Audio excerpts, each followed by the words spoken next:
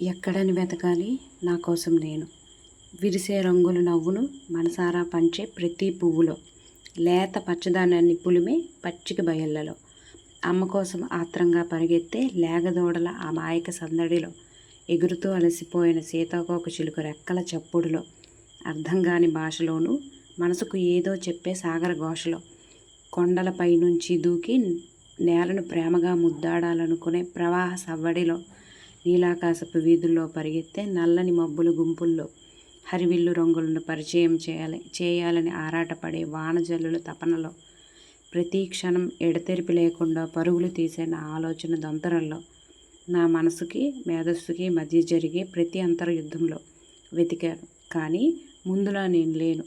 కాలం చేతుల్లో కొద్ది కొద్దిగా మారిపోతూ, పెదాలపై లేని నవ్వును ధరించుకుంటూ, ఆ నవ్వు వెనక దాగిన కన్నీటి కథలన్నీ దాచుకుంటూ, ప్రతిరోజు నాలోంచి నేను కొంత జారిపోతున్నాను.